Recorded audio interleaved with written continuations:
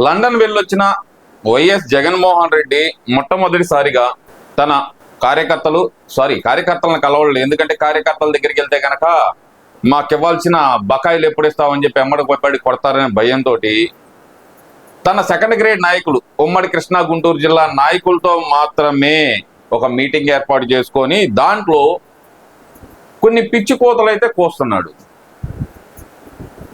నేను అది చేశాను ఇది చేశాను అని చెబుతున్నాడు. ఇంకా ఏదో అంటున్నాడు, సూపర్ 6 సూపర్ 7 అంటున్నాడు.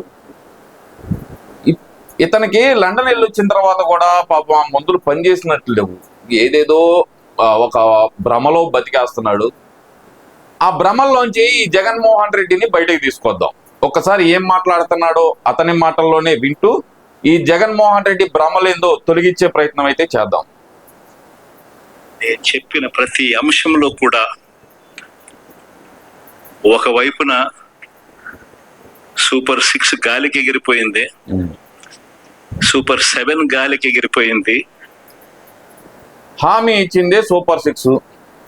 ఈ సూపర్ 7 ఏంది అని నవరత్నాలలాగా ఏమి నవరంధ్రాలు కాదు. అది నువ్వు నవరత్నాలు అని చెప్పి జనాలకు నవరంధ్రాలు పెట్టావు. ఇవి నవరంధ్రాలు కాదు, సూపర్ 6 మాత్రమే అమలు చేస్తారు. అందులో ఎలాంటి అనుమానం పెట్టుకోవద్దు. చంద్రబాబు నాయుడు గారు అని కూటమి నేతలు కానీ పదే చెప్తున్నారు. నీలాంటి మట్టి బుర్రలకు అర్థం కాకపోతే చెప్పడానికి మాలాంటి లెక్చరర్స్ మళ్ళీ ఉంటారు. విను జగన్మోహన్ రెడ్డి, ఓన్లీ సూపర్ 6 మాత్రమే. సూపర్ 7 నువ్వేమన్నా గాలిలోంచి పుట్టించావేమో నాకైతే తెలియటం లేదు. ఎన్నికలప్పుడు చెప్పిన మేనిఫెస్టో చెత్తబుట్టలోకి వెళ్ళిపోయింది. ప్రజలకు ఇచ్చిన మాటలు మోసాలుగా తేలిపోయాయి. మరోవైపున హామీలు చెత్తబుట్టలోకి వెళ్ళిపోయినాయి అంటున్నావు. ఏ విధంగా చెబుతున్నావు నువ్వు? అధికారంలోకి వచ్చిన తర్వాత ఎన్ని నెలలకి నువ్వు మొదటి బటన్ నొక్కావు? ఈ నవరత్నాలు అమలు చేయడానికి నీకు ఎన్ని నెలలు పట్టింది? దానికి ఏమైనా సమాధానం చెప్పగలవా? మేనిఫెస్టో చెత్తబుట్టలో వేశారా? కళ్ళు తీసుకెళ్లి జేబులో పెట్టుకో మాకు. నీ కళ్ళు తీసి జేబులో పెట్టుకో మాకు. జేబులో ఉన్న కళ్ళు తీసి కళ్ళ దగ్గరే పెట్టుకో. ఒక్కొక్క హామీ అమలవుతుంది జగన్మోహన్ రెడ్డి. నీలాగా దొంగ హామీలు అయితే ఎవరివ్వలేదు, అది గుర్తుపెట్టుకో. వ్యవస్థలన్నీ కూడా, ఇప్పుడు నేను చెప్పిన వ్యవస్థలన్నీ కూడా, విద్య, వైద్యం, వ్యవసాయం, గవర్నెన్స్, అన్ని వ్యవస్థలు కూడా తిరోగమనంలో కనిపిస్తా ఉన్నాయి. ఎక్కడ తిరోగమనంలో కనిపిస్తున్నాయి జగన్మోహన్ రెడ్డి? వ్యవసాయ రంగం 14% నుంచి 35% పెరిగింది. అది తిరోగమనమా? ఏది? వైద్య రంగం నువ్వు బకాయి పెట్టెళ్ళినా దాదాపు 2600 కోట్లు ఈ కూటమి ప్రభుత్వం కట్టింది కదరా. ఈ ఆరోగ్యశ్రీకి నువ్వు బకాయి పెట్టింది ఎక్కడ చూస్తున్నావు నువ్వు? అందుకే లండన్ బెంగళూరు ఎప్పుడో వారానికి ఒకసారి ఇక్కడ తాడేపల్లిలో ప్రెస్ మీట్ పెట్టడం కాదు, ఆంధ్రప్రదేశ్ లో ఏడ్చి నువ్వు ఆంధ్రప్రదేశ్ లో ఏడ్చి ఇక్కడ ఏం జరుగుతుందో తెలుసుకోమ్మా. ఇప్పటి వరకు నువ్వు చేసిన బాకీలు ఒక్క మద్యం మీద చేసిన బాకీల్లోనే 12,000 కోట్లు ఈ కూటమి ప్రభుత్వం తీర్చింది. తెలుసుకోకుండా పిచ్చి ఓగుడు వాగా మాకు. నువ్వు మద్యం కార్పొరేషన్ అడ్డు పెట్టుకొని మందు తాగే వాళ్ళని తాకట్టు పెట్టి తెచ్చిన 48,000 కోట్లలో 12,000 కోట్లు అనేది కూటమి ప్రభుత్వం కట్టిందిరా నాయన. అది తెలుసుకో. ఇక విద్య గురించి అంటావా? విద్య గురించి నువ్వు ఎంత తక్కువ మాట్లాడితే అంత తక్కువ మాట్లాడు. ఎందుకంటే గనక ప్రైమరీ స్కూల్ని తీసుకెళ్లి అప్పర్ ప్రైమరీ స్కూల్లో కలిపిన నిష్ఠ దరిద్రుడివి నువ్వు. ప్రైమరీ స్కూల్ని అప్పర్ ప్రైమరీ స్కూల్లో కలిపిన నిష్ఠ దరిద్రుడివి నువ్వు. విద్యారంగం గురించి మాట్లాడుతున్నావా? సోది. అన్ని వ్యవస్థలు కూడా తిరోగమనంలో కనిపిస్తా ఉన్నాయి. కేవలం ఒకే ఒక వ్యక్తి మారాడు, ముఖ్యమంత్రి. ఒకే ఒక పార్టీ మారింది, వైఎస్ఆర్సీపీ పక్కకు పోయి టీడీపీ వచ్చింది. తేడా అంతే. ప్రతి వ్యవస్థ తిరోగమనం. ప్రజలకు అంతవరకు అందుతా ఉన్న ప్రతి పథకం రద్దు. వీళ్ళు చేస్తామన్న ప్రతి పథకము మోసం, అబద్ధం. అరే బాబు, కొంచెం బుర్ర పెట్టి ఆలోచించు. ఏ ప్రభుత్వానికైనా సరే కొంత గ్రేస్ పీరియడ్ ఉంటుంది. ఆ గ్రేస్ పీరియడ్ దాటిన తర్వాత పథకాలు అమలు చేయలేకపోతే సంవత్సరంలో నువ్వు చేసిన చండాలం, నువ్వు చేసిన స్కాములు అన్ని బయటకు తీస్తుంటే కనుక తవ్వే కొద్దీ నీ పుట్టే వస్తుంది కదరా. ఆ పుట్టలో నువ్వెక్కడ దొరుకుతావు అనే కదా మన తాడేపల్లి నీ కొంప దగ్గర తగలబెట్టించావు ఫైల్స్. అరే ఇంటి ముందులో ఉన్న సీసీ కెమెరా ఫుటేజ్ ఇవ్వరా స్వామి అంటే నువ్వేం చెబుతున్నావురా పోలీసులకి? ఏం చెబుతున్నా? అవి డమ్మీ సీసీ కెమెరాలు, అవి ఊరకనే పెట్టున్నాయి కానీ వాటిని రికార్డింగ్ కావట్లేదు.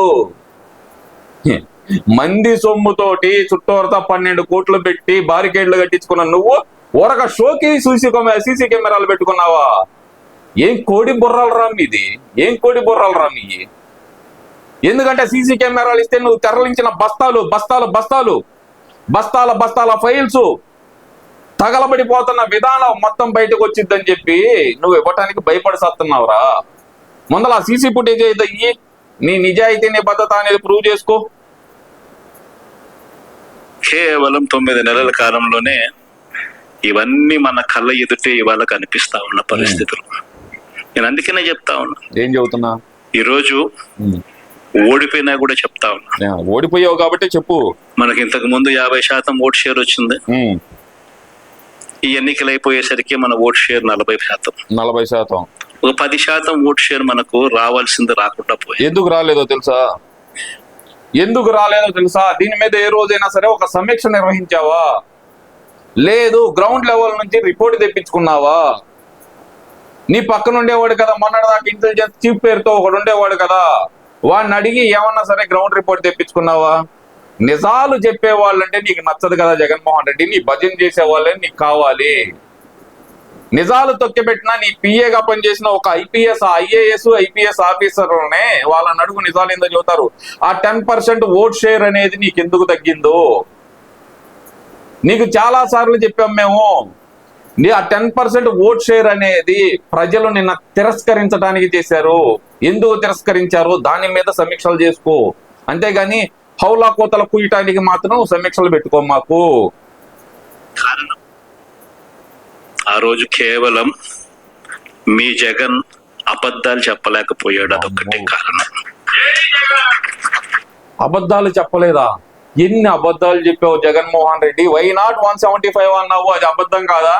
నవరత్నాల్లో 99.999% అమలు చేసిన ఏకైక రాష్ట్రం, ఏకైక ముఖ్యమంత్రిని నేనే అన్నావు, అది అబద్ధం కాదా? అది అబద్ధమా కాదా జగన్మోహన్ రెడ్డి? 99.99% అమలు చేసావా నువ్వు? రాష్ట్రం మొత్తం మీద 87% మందికి నీ సంక్షేమ పథకాలు అందించావా? ఎవరికి అందించా? లిస్టు బయట పెట్టమ్మా. ఆ రోజు వాలంటీర్ల ద్వారా ఇంటింటికి పంచావే లిస్టు. ఆ లిస్టులు ఎలక్షన్ టయానికి ఎందుకు మాయం చేశావు? దానికి సమాధానం చెప్పు. కానీ నేను చెప్తా ఉన్నా, మీ జగన్ అబద్ధాలు చెప్పలేకపోయాడు కాబట్టి అధికారానికి మనం దూరం అయ్యాం. వద్దు. కానీ అధికారానికి దూరం అయినా కూడా మీ జగన్ మీ గుండెల్లోనూ మీ మనసుల్లోనూ లీడర్ అంటే ఇలా ఉండాలి అని చెప్పి మాత్రం ముద్రేయగలిగారు. నువ్వు గుండెల్లో లేవురా, ఇంకొక సాట ఉన్నావురా. చెబితే దరిద్రంగా ఉంటుందిరా. కారణం ఏమిటంటే రాజకీయాల్లో ఉన్నప్పుడు విలువలు ఉండాలి. రాజకీయాల్లో ఉన్నప్పుడు విశ్వసనీయత అన్న పదానికి అర్థం తెలియాలి. ఈ విలువలు విశ్వసనీయత గురించి నువ్వు మాట్లాడు మాకు జగన్మోహన్ రెడ్డి. విలువలు విశ్వసనీయత గురించి ఏదైనా రాజశేఖర రెడ్డి మాట్లాడితే కనుక జనాలు నమ్మేవాళ్ళు. రాజశేఖర రెడ్డి క్యారెక్టర్ వేరు, నీ క్రిమినల్ మైండ్ వేరు. ఎందుకంటే రాజశేఖర రెడ్డిని కూడా ఒక రకంగా భ్రష్టు పట్టించిన క్రిమినల్ చరిత్ర నీది. నువ్వు విలువలు విశ్వసనీయత గురించి చెప్పమాకు. నీ విలువలు విశ్వసనీయత గురించి మేమేమందో చివరిలో చెబుతా. జగన్ మరో 30 సంవత్సరాలు రాజకీయాల్లోనే ఉంటాడు. ఈరోజు తెలుగుదేశం పార్టీ కార్యకర్తలు, తెలుగుదేశం పార్టీ నాయకులు ఏ ఒక్కరూ కూడా ఏ ఇంటికి వెళ్లే పరిస్థితి లేదు. వీళ్ళకన్నా ఇళ్ళకు పోవడం మొదలు పెడితే జగన్మోహన్ రెడ్డి నీకు తెలియని ఇంకో విషయం చెప్పమంటావా? తెలుగుదేశం పార్టీ కార్యకర్తలు తిరుగుతున్నారు, తెలుగుదేశం పార్టీ నాయకులు తిరుగుతున్నారు. ఇప్పటికీ ఎమ్మెల్యేలు అందరూ ప్రతి ఊర్లో ఏదో ఒక సందర్భంలో రోజు మార్చి రోజైనా సరే వాళ్ళ నియోజకవర్గంలో పర్యటనలు చేస్తానే ఉన్నారే. మీ ఎమ్మెల్యేలాగా ఆఫీసుల్లో కూర్చొని డమ్మా పుస్కి మాటలు ఎవరు చెప్పట్లేదే. అప్పుడు పంపించాల్సింది నీ ఎమ్మెల్యేలని. ఒక్కొక్కరిని పంచెలొప్పదీసి పరిగెత్తించి కొట్టించేవాళ్ళు. ప్రజలే పరిగెత్తించి కొట్టేవాళ్ళు. గడప గడపకి వైఎస్ఆర్సీపీ అని ఒక ప్రోగ్రాం పెట్టి ఎందుకు క్యాన్సిల్ చేసుకున్నా? తంతారని భయం వేసే కదా, అవునా కాదా? ఈ రోజు తెలుగుదేశం కూటమి నాయకులు తిరగట్లేదని చెబుతున్నావా? వీళ్ళు కన్నా ప్రజల్లో తిరగడం మొదలు పెడితే ఏమవుతుంది? ఏమైంది? నా ఇంట్లో నుంచి ఆ చిన్న పిల్లలు మొదలు పెడతారు, ఏమంటారు? నా 15,000 ఏమైంది, నా 15,000 ఏమైంది, నా 15,000 ఏమైంది. ఏదేది ఇంకొకసారి చెప్పవా? ఇంకొకసారి చెప్పవా? పల్లెన్న వస్తుంది. చిన్న పిల్లలు మొదలు పెడతారు, ఏమంటారు? నా 15,000 ఏమైంది, నా 15,000 ఏమైంది, నా 15,000 ఏమైంది. నువ్వు ప్రచారానికి బాగా పనికొస్తావు. ఇంటికి వెళ్ళినప్పుడు ఆ ఇంట్లో ఆ చిన్న పిల్లల తల్లులు ఆ పిన్నమ్మలు అడుగుతారు, ఏమని? నా 18,000 ఏమైంది, నా 18,000 ఏమైంది, నా 18,000 ఏమైంది. ఆ ఇళ్ళకు పోతే ఆ అమ్మలు, ఆ పిన్నమ్మలు, అత్తలు, వాళ్ళ అమ్మలు, నీకు దన్నవరా దోత. ఆ అమ్మలు, ఆ పెన్నమ్మల అత్తమ్మలు ఏం మాట్లాడుతున్నావురా నువ్వు? యారా టాబ్లెట్లు వేసుకున్నావా, వేసుకోలేదురా అయ్యా జగన్మోహన్ రెడ్డి? ఏం మాట్లాడుతున్నా? ఆ అమ్మలు అంటున్నావు, ఆ పిన్నమ్మలు అంటున్నావు, పిన్నమ్మల అత్తలు అంటున్నావు, ఏం మాట్లాడుతున్నావు జగన్మోహన్ రెడ్డి? అమ్మా ఒకసారి చూసుకోమ్మా, బయటికి పంపించేటప్పుడు పిల్లలు సరిగ్గా వేసి పంపించమ్మా. వాళ్ళేం అడుగుతారు? మాకు 50 ఏళ్ళ వయసు వచ్చింది, మాకు 50 ఏళ్ళ వయసు వస్తూనే మీరేమన్నారు? మా 48,000 ఏమైంది, మా 48,000 ఏమైంది, మా 48,000 ఏమైంది అని అడుగుతారు. ఆ ఇళ్ళకు పోయినప్పుడు ఆ రైతులు ఏమడుగుతారు? మా 20,000 ఏమైంది, మా 20,000 ఏమైంది, మా 20,000 ఏమైంది అని అడుగుతారు. ఆ ఇళ్లలో నుంచి ఆ 20 ఏళ్ల పిల్లాడు, ఆ పిల్లాడు ఉద్యోగం ఎతుకుతా ఉన్న 20 ఏళ్ల పిల్లాడు ఏమంటాడు? నా 36,000 ఏమైంది, నా 36,000 ఏమైంది, నా 36,000 ఏమైంది అని. ఇలా చంద్రబాబు నాయుడు గారిని, ఆయన కూటమిని, ఆయన నాయకులను, ఆయన కార్యకర్తలు ఏ ఒక్కరూ కూడా ఇళ్లకు వెళ్ళి, గ్రామాలకు వెళ్ళి, ఇళ్లకు వెళ్ళి ఎవరిని కూడా వీళ్ళు కనీసం పలకరించే పరిస్థితి కూడా లేదు. జగన్మోహన్ రెడ్డి ఇంత సోది ఎందుకులే గాని, నీకు నాకు నువ్వురా, నీ పక్కన చంద్రబాబు నాయుడు గారు వస్తారు. నువ్వు ఏ ఇంటికి చెబితే ఆ ఇంటికి వెళ్తారు. ఇద్దరు వెళ్ళండి, నువ్వే చెప్పు ఎక్కడికి వెళ్తారో, ఏ ఊరు వెళ్తారో నువ్వే చెప్పు. ఇద్దరు వెళ్తురు. ఎవరి మొహాన జనాలు కాంట్రీ చుమ్మేస్తారో, లేదంటే గనక చెప్పుల దండ తీసుకొచ్చి ఎవరికేస్తారో నీ ఊహకే వదిలేస్తున్నా. నువ్వు అన్నావు చూడు, 15,000, 18,000, 36,000, 48,000 ఈ లెక్కంతా చెప్పుకొచ్చావు కదా. నువ్వు పీక్కి కంట కట్టింది ఏమన్నా ఉంటే కనుక చెప్పు జగన్మోహన్ రెడ్డి. నువ్వు లక్షల కోట్లు పంచానన్నావు. ఒక్క ఆంధ్రుడు నీ వల్ల, ఒక ఆంధ్రప్రదేశ్ లో ఒక్కడు నీ వల్ల లక్షాధికారి అయ్యాడు. వాడి అకౌంట్ లో ఈ రోజు ₹1,00,000 ఉన్నాయని నిరూపించు. నేను 2,71,000 కోట్లు పంచాను అని చెబుతున్నాను. నువ్వు జగన్మోహన్ రెడ్డి ఒక్క ఆంధ్రుడి అకౌంట్ లో, ఒక ఆంధ్రప్రదేశ్ లోని ఒక ఆంధ్రుడి అకౌంట్ లో నీ వల్ల వచ్చిన ₹1,00,000 ఉన్నాయని నిరూపించు. సోది వద్దు. అసలు ఈ సోది అంతా ఇవాళ ఈ ప్రెస్ మీట్ పెట్టడానికి, లేదంటే ఈ కార్యకర్తల మీటింగ్ పెట్టడానికి ఇలా ప్రధాన కారణం ఏంటంటే, ప్రజలు మర్చిపోతారేమో, లేదంటే కనుక ప్రజలను డైవర్ట్ చేయొచ్చు అనే ఉద్దేశంతో పెట్టాడండి. అసలు కారణం ఏంటంటే నేను క్లియర్ గా చెబుతా. జగన్మోహన్ రెడ్డి తన సొంత తల్లి చెల్లి మీద NCLT, నేషనల్ కంపెనీస్ లా ట్రిబ్యునల్లో కేసు వేసాడు. ఏమనేసాడు? మా చెల్లి నా ఆస్తులన్నీ తీసుకుంది, దాన్ని నాకు తిరిగి ఇచ్చేయండి అని చెప్పి ఒక కేసు వేస్తే, ఈ రోజు విజయమ్మ దానికి ఒక కౌంటర్ వేశారు. ఏమని వేశారంటే కనుక అంతా MOU ప్రకారమే జరిగింది.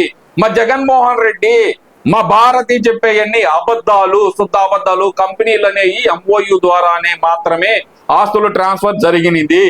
రాజకీయ ఉద్దేశాలు, కారణాలతోనే జగన్మోహన్ రెడ్డి కేసులు వేశారు అని చెప్పి ఆమె చెప్పారు. ఎవరో చెప్పలా, జగన్మోహన్ రెడ్డిని కన్న తల్లి విజయలక్ష్మి గారే చెప్పారు. చెప్పు తీసుకొని పెడేలను కొట్టినట్టు చెప్పారు, చాలా గట్టిగా చెప్పారు. వాడు రాజకీయాల కోసమే నన్ను వాడుకుంటున్నారు, ఈ కేసు వేశారు అని. MOU ప్రకారమే సరస్వతి షేర్ల బదలాయింపు జరిగింది, కుటుంబ ఒప్పందంలో NCLT జోక్యం తగదు అని చెప్పి స్ట్రైట్ గా చెప్పారు. పిల్లల వివాదం మధ్యలో కోర్టు గదిలోకి రావటానికి మనసు కలిసివేస్తుంది అంటూ ఆమె ఒక రకంగా వేదనాభరితంగానే చెప్పారు. అరే నువ్వు ఆ పెన్నమ్మలు, ఆ పెద్దమ్మలు, ఆ చెల్లెమ్మలు, వాళ్ళ అత్తమ్మలు అని మాట్లాడటం కాదు జగన్మోహన్ రెడ్డి.